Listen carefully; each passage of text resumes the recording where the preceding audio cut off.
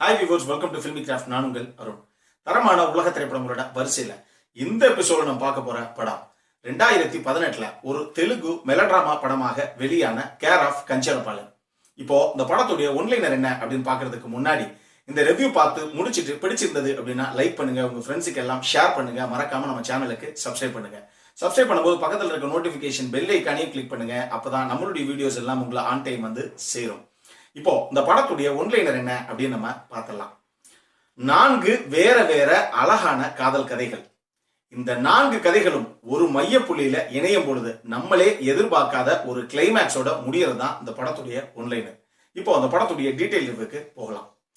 படத்தை நான் உள்ள போய் கதை என்ன அப்படின்னு சொல்றதுக்கு முன்னாடியே ஒரே ஒரு உண்மை, அதை நான் சொல்றேன். இப்ப கிடையாது, பின்னாடி நான் சொல்றேன். முதல்ல கதை என்ன அப்படின்னு நம்ம பார்த்தலாம். அந்த உண்மையை சொல்ற வரைக்கும் பின்னாடி வெயிட் பண்ணி அதை தனியா பாருங்க. இப்போ படத்துடைய கதை என்ன அப்படின்னு பாத்தீங்கன்னா, நான் ஏற்கனவே சொன்ன மாதிரி 4 அழகான காதல் கதைகள்.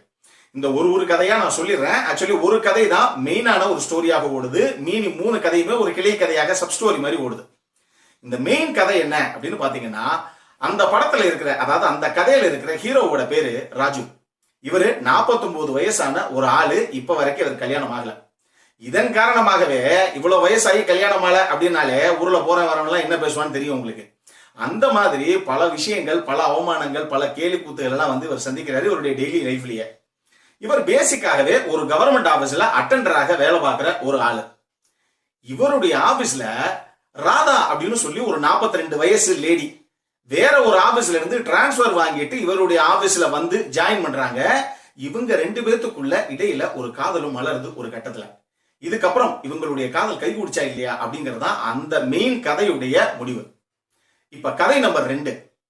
சாமி சிலைகள்லாம் செய்யறாங்கல்ல, அந்த மாதிரி இந்த ஊர்லயே என்ன அடிச்சுக்க ஆளே கிடையாது சிலை செய்யறதுல அப்படின்னு சிலை வடிக்கிறதுல ரொம்ப கை தேர்ந்த ஒரு நபர் ஒருத்தர் இருக்கார் அந்த ஊர்ல.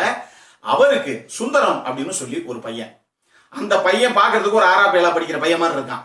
அந்த பையனுடைய கிளாஸ்ல சுனிதா அப்படின்னு சொல்லி ஒரு பொண்ணு ஒண்ணு படிக்கிறா. ரொம்ப கியூட்டான ஒரு பொண்ணு. அந்த பொண்ணு மேல இந்த பையனுக்கு ஒரு கிரஷ், ஒரு இன்ஃபாக்சுவேஷன் வச்சுக்கோங்களேன். அந்த ஸ்கூல் டேஸ்ல வரும் இல்லையா, அந்த மாதிரி ஒரு விஷயம். எப்படியாவது அந்த பொண்ணு நம்ம இம்ப்ரெஸ் பண்ணணும் அப்படின்னு நினைக்கிறான். பட் அந்த பொண்ணு முதல்ல ஆரம்பத்துல பெருசா கண்டுக்காமையே இருக்கு. அதுக்கப்புறம் குழந்தைகள் எப்பயுமே முதல்ல ஃப்ரெண்டா தான் ஆவாங்க, அதைத்தான் நம்ம வேற மாதிரி எடுத்துக்கிறோம். சோ அந்த மாதிரி இவங்களுக்குள்ள மலர்ற அந்த ஒரு அழகான நட்பு, கடைசியில இவங்க 2 பேருடைய அந்த நட்பு, அந்த இன்ஃபாக்சுவேஷன் இறுதியாக என்னாச்சு, இதுதான் அந்த கதையுடைய முடிவு. 3வது கதையில நம்ம ஹீரோவோட பேரு ஜோசப். இவர் ஒரு கிறிஸ்டியன்.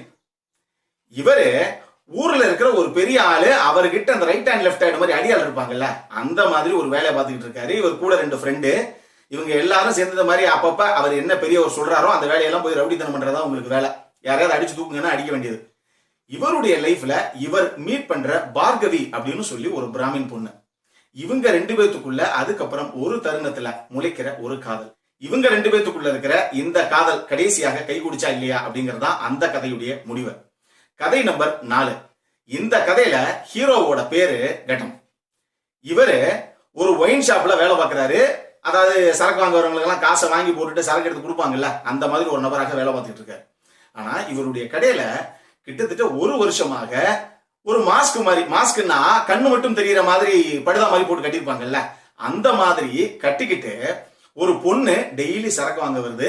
அந்த பொண்ணு எப்பயுமே அந்த உள்ள கவுண்டர் வரைக்கும் வந்து சரக்கு வாங்காது, கொஞ்சம் தள்ளியே நின்னுக்கிறோம். அந்த பொண்ணு வந்துருச்சு அப்படின்னாலே பார்ல எல்லாருக்கும் தெரிஞ்சிடும். உடனே ஹீரோ என்ன பண்ணுவாரு அப்படின்னா, ஒரு சின்ன பாட்டில் மட்டும் கையில எடுத்துட்டு தனியாக போய் அந்த பொண்ணுகிட்ட கையில கொடுத்துட்டு காசை வாங்கிட்டு வந்துருவார். அந்த பெண்ணுடைய கண்களை மட்டும் பார்த்தே பெரிய அளவுல ஈர்க்கப்படுறாரு இவரு. நம்ம இந்த பொண்ணை எப்படியாவது லவ் பண்ணி கல்யாணம் பண்ணிக்கணும் அப்படிங்கிற ஒரு ஆசையும் ஒருக்குள்ள வருது. கடைசியாக இவரும் ஒரு தருணத்துல போய் அதை அந்த பொண்ணுகிட்ட ப்ரப்போஸும் பண்றாரு. இறுதியாக இவங்க 2 பேத்துக்குள்ள இருக்க அந்த காதல் கைகூடிச்சா இல்லையா, இதுதான் இந்த படத்துடைய கதை. இப்போ இந்த 4 கதையும் படத்துடைய கிளைமேக்ஸ் முடியறதுக்கு ஒரு 5 நிமிஷம் 4 நிமிஷத்துக்கு முன்னாடி ஒரு இடத்துல ஒரு மையப்புள்ளியில சந்திச்சு, நான் கொஞ்சம் கூட எதிர்பார்க்காத, நம்ம யூகிக்கவே முடியாத ஒரு கிளைமேக்ஸ்ல போய் முடியறது தான் இந்த படத்துடைய மொத்த கதையே. இந்த படத்துல எனக்கு ரொம்ப ரொம்ப பிடிச்ச விஷயங்கள் என்ன அப்படின்னா, முதல்ல இந்த படத்துடைய ரானஸ். அதாவது இந்த படம் பார்க்கும் போதே எங்க இது படம் தானா இல்ல சீரியலா அப்படிங்கிற ஒரு சந்தேகம் வந்தது. படம் ஆரம்பிக்கும் போது ஒரு 15 நிமிஷம் தான் பார்த்திருப்பேன். ரொம்ப ஸ்லோவா போகுது, இந்த படம் இம்ப்ரெசிவா இருக்குமா அப்படிங்கிற ஒரு சந்தேகமே வந்தது. உண்மையை சொல்றேன். ஆனாலும் பல பேர் வந்து பெரிய பெரிய செலிபிரிட்டிஸ்லாம் இந்த படம் மாதிரி ஒரு அற்புதமான படம், உங்க லைஃப்ல ரொம்ப உங்க மனசுக்கு நெருக்கமான ஒரு படத்தை நீங்க பார்த்துக்கவே மாட்டீங்க அப்படின்னு சொன்ன விஷயம் தான். இல்லைங்க, உட்காந்து எப்படி இருந்தாலும் ஒரே சிட்டிங்ல பாக்குறோம், இது எப்படிதான் இருக்குன்னு ஃபைனலைஸ் பண்றோம் அப்படிங்கிறதுக்காகவே பார்த்தேன் நானு. ஆனா இந்த காமெடி நேரத்துல இந்த ஒரு உணர்வு ஒன்று வந்துச்சு பாத்தீங்களா, என்னங்க டிராமா மாதிரி எடுத்திருக்காங்க, இதெல்லாம் பெரிய ஃபீச்சர் ஃபிலிம் மாதிரியே ஒரு ஃபீலே வரலையே அப்படின்னு நான் சொன்னேனே. அடுத்த ஒரு அரை மணி நேரம் தாண்டி இந்த 4 காதல் கதைகளும் ஒன்னொன்னா உள்ள ஆடியன்ஸுக்கு நமக்கு இன்ட்ரோடியூஸ் ஆகி ஒரு கதையா ஆரம்பிச்சு உள்ள நம்ம டிராவல் பண்ண ஆரம்பிச்சதுக்கு அப்புறம் படம் முடிஞ்சு கடைசியில நம்ம எந்திரிக்கும் போது சான்ஸே இல்ல, எப்படி ஒரு அற்புதமான படத்தை எந்த அளவுக்கு அழகான ஒரு காவியமாக உங்க பிரசன்ட் பண்ணிருக்காங்க பாருங்களேன் அப்படிங்கிற ஒரு ஃபீல் எனக்கு வந்தது. அந்த அளவுக்கு உண்மையாகவே ஒரு ஒர்த்தி வாட்ச், அவ்வளவு ஒரு அற்புதமான படம் இது. ஆனா இங்கேயே நான் ஒரு விஷயத்தை கிளியராக சொல்லிடுறேன், இந்த படம் டெட் ஸ்லோ மெலோட்ராமா படங்கள், அற்புதமான கதைக்களங்களை கொண்ட படங்கள் பார்க்குற ரசிகர்களுக்கு மட்டும்தான் பிடிக்கும்.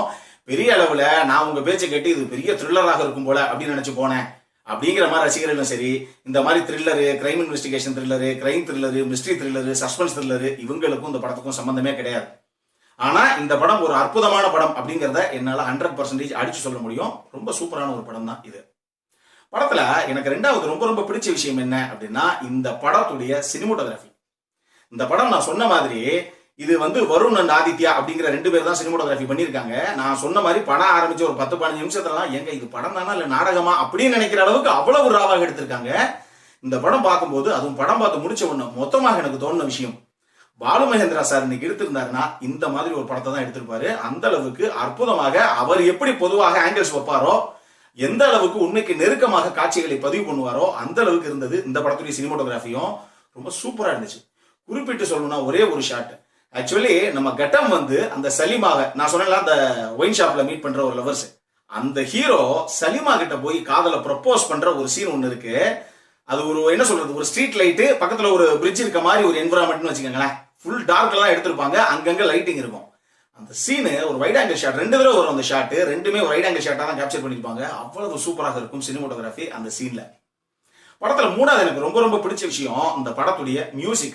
ஸ்பீக்கர் அகஸ்தி தான் பண்ணியிருக்காரு, அவ்வளவு சூப்பராக இருக்கு படத்துடைய மியூசிக். குறிப்பிட்டு சொல்லணும்னா படத்துல பல காட்சிகள் சொல்லலாம். அந்த சுந்தரம் அண்ட் சுனிதா அந்த ஸ்கூல்ல படிக்கிற பசங்களுக்கு நடுவுலான அந்த கிரஷ், அந்த கியூட் மொமெண்ட்ஸ் இருக்கு பாருங்க. அந்த பையன் எவ்வளவோ வந்து அந்த பொண்ணை எப்படியாவது நம்ம கவரணும் அப்படின்னு ட்ரை பண்ணுவோம். அந்த பொண்ணு முதல்ல கண்டுக்காது பெருசா. ஒரு டைம்ல 2 பேரும் டிஃபன் எக்ஸ்சேஞ்ச் பண்ணிக்கிற மாதிரி ஒரு ஷாட் அது. 2 பேரும் மாறி கொஞ்சம் கொஞ்சம் அடுத்தவங்க சாப்பாடு எடுத்து சாப்பிட்டுக்கிற மாதிரி ஒரு கியூட்டான மூமெண்ட் அது. அது வரைக்கும் நார்மலாக போயிட்டு அந்த சீன் வரும்போது அப்படியே கேமரா வந்து ஒரு ஸ்லோ மோஷன் ஷாட் மாதிரி போய் அதுக்கு ஒரு பிஜிஎம் பண்ணிருப்பாரு. எனக்கு ராஜா சார் கண்ணு முன்ன நின்னாரு அந்த சீன்ல. அவ்வளவு ஒரு அற்புதமான மியூசிக் அது. அந்த சீன் பாருங்க, அவ்வளவு கியூட்டாக எடுக்கப்பட்டிருக்கும். படத்துல நாலாவது எனக்கு ரொம்ப ரொம்ப பிடிச்ச விஷயம், நான் சொன்ன மாதிரி இவங்க காட்சி அமைப்புகளை வச்ச விதமும் சரி, அதுக்கு அவங்க பெர்ஃபார்மன்ஸ், நடிகர்கள் எல்லாருமே கொடுத்த பெர்ஃபார்மன்ஸும் சரி. குறிப்பாக சொல்லணும்னா இந்த படத்துடைய அந்த மெயின் ஸ்டோரி இருக்கு இல்லையா, அதுல ஹீரோவா வராபாங்க ராஜு. சுப்பாராவ்னு ஒரு ஆக்டர் பண்ணியிருக்காரு. என்ன ஒரு அற்புதமான பெர்ஃபார்மன்ஸ்ங்கிறீங்க. ஒரே சீனுங்க. ஆக்சுவலி இந்த ராஜு அந்த கூட வேலை பார்க்குற ராதாங்கிற பொண்ணை வந்து 2 பேரும் இவங்களுக்குள்ள இருக்க காதல் கதையா போகுது இல்லையா. அந்த ராதாங்கிறவங்க வந்து இப்போ ஒரு விடோ, அவங்களுக்கு அது ஒரு 16-17 வயசுல அவங்களுக்கு ஒரு பொண்ணே இருக்கும். அந்த பொண்ணு இவர்கிட்ட வந்து பேசுற மாதிரி, அதாவது திடீர்னு யாரையும் இந்த வயசுல போய் கல்யாணம் பண்றேன்னு சொல்ற, நான் முதல் அவர்கிட்ட பேசணும், அதுக்கப்புறம் நான் தான் முடிவு சொல்லுவேன் அப்படின்னு சொல்லி அந்த பொண்ணு பேச வரும் இந்த நம்ம ஹீரோ ராஜு கிட்ட. இவங்க 2 பேரும் உட்கார்ந்து பேசுற மாதிரி ஒரு காட்சி அமைப்பு, சான்ஸே இல்ல. அது ஒரு பிரில்லியன்டான சீன் இது.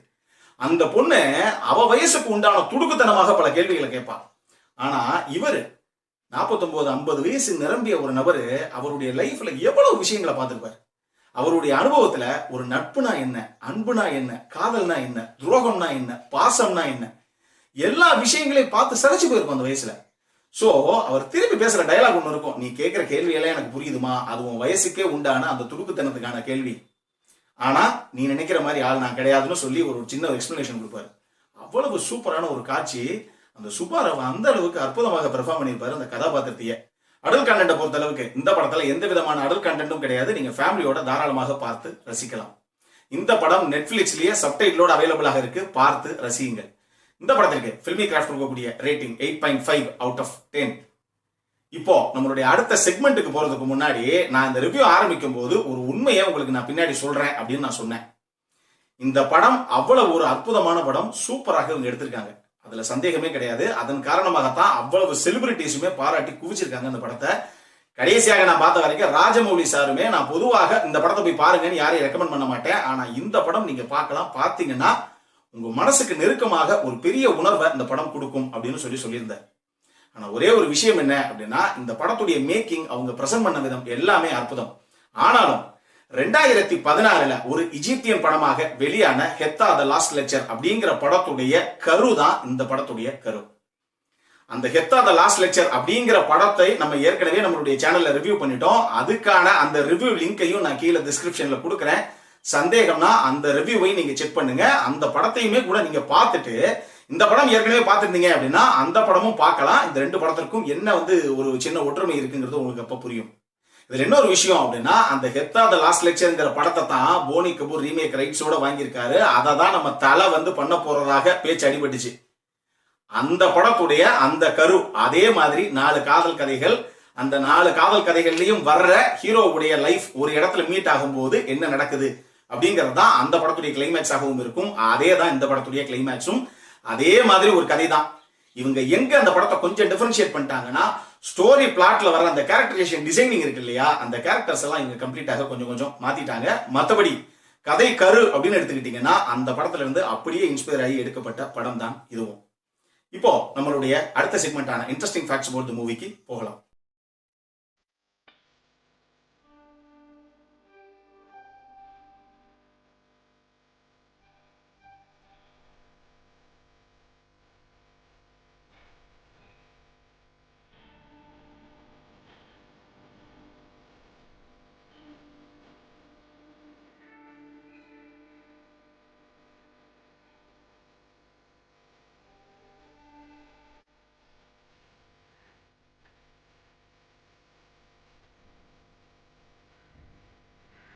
இந்த வீடியோ பிடிச்சிருந்ததுன்னா லைக் பண்ணுங்க. ரொம்ப பிடிச்சிருந்ததுன்னா உங்க ஃப்ரெண்ட்ஸ் எல்லாத்துக்கும் ஷேர் பண்ணுங்க.